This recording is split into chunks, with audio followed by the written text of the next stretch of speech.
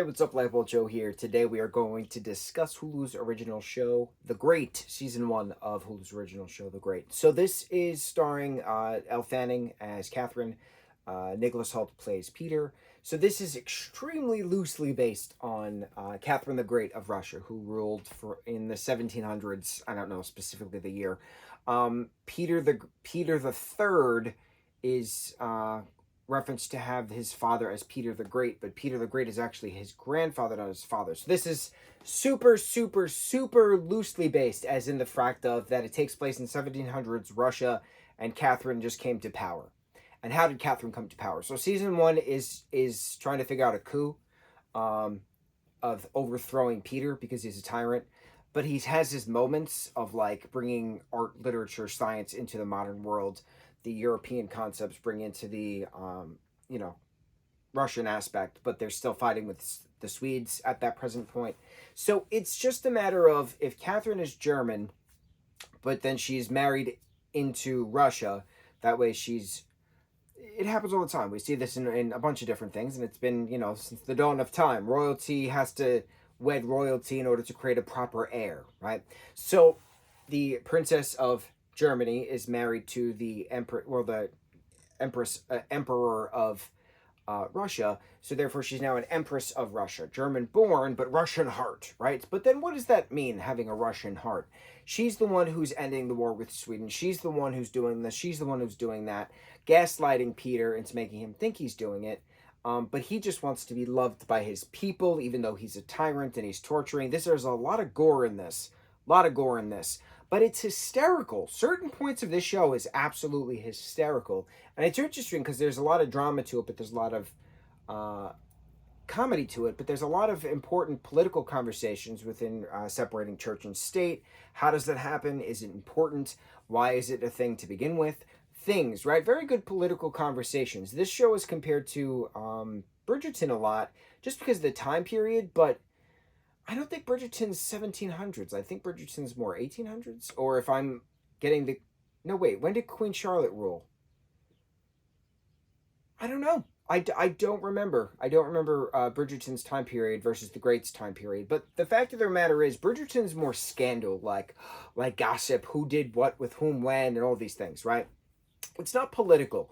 This is political. This is very. I'm going to kill you to take the country, and we're going to do what's best for the people, whether you like it or not. Either I'm going to kill you or you're going to abdicate. It's your decision, kind of a thing. But it's a lot of game. It's a lot of political. If I do this for you, you do that for me. Tit for tat, kind of a thing. So I didn't know what to expect. I love the two of them. I love Elle and I love Nicholas. I was very surprised that the show, everybody had a British accent. The only time they spoke Russian was if they were singing a song. That was it. But reading into it, Peter the Third barely spoke Russian. He mainly spoke like Austrian or German or something like that. Like he he was mainly Prussian, which I think was a German state at that prior time period, prior to the border dropping. Borders change in countries all the time. So I didn't know.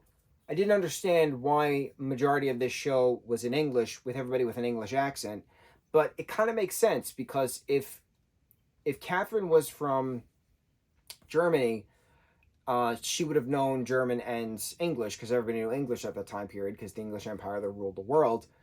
So then her learning Russian would be a thing, but then Peter, if he was also within a Prussian state, not knowing full Russian, it makes sense why the show is not in full Russian. I would have liked it to be in full Russian if it takes place in Russia, but looking into the history of it, it makes sense if the individuals the story is based on weren't speaking full Russian at that moment, then the story itself doesn't have to be full Russian. The other thing I really liked, which is different from Bridgerton, again, if we're comparing apples to apples, the show primarily takes place in the palace. Stuff happens in the palace. There's certain sirs and ladies, within the counts, dukes, well, not dukes, but counts, within his court, within Peter's court, that live in the palace in their own apartments. Bridgerton is very, this is my house, this is your house, we're going to Ton, we're going to the dress shop, stuff like that. That doesn't really happen in this. Primarily of the story takes place in the castle and around the grounds, the forest around the grounds. There's a battlefield. We do meet the king and queen of Sweden at one point. We do go to their castle, their estate, which was neat, having Russian leader meet Swede leader in order to stop the war, which Catherine dictates about, what's best for each country, how to lift the trade embargo, bring the countries together again, stuff like that. Um, yeah, it was very different. It was very neat. It kept my attention. No monogamy at all for anybody. Everybody was sleeping with everyone. It was very interesting because it was a different view on certain historical aspects, very super loosely based on actual historical events. So I am surprised. I'm curious what happens next within season two. I know there's three seasons currently. They've all been nominated for various awards. Nicholas and Elle were both nominated for Emmys accordingly as well, and rightfully so. It's a very very good job. They both do anger very well. They both do menacing, conniving very well. They both do love and affection very well. It's very well done. I'm impressed. The talent is great. The attention to detail within the gore aspect, within the beheaded stuff and things, the Pox episode itself, it's very well done. I'm very impressed. I'm very surprised. So it's a good thing about these. You watch some things, you paint some stuff along the way as you're watching some things, you learn some stuff.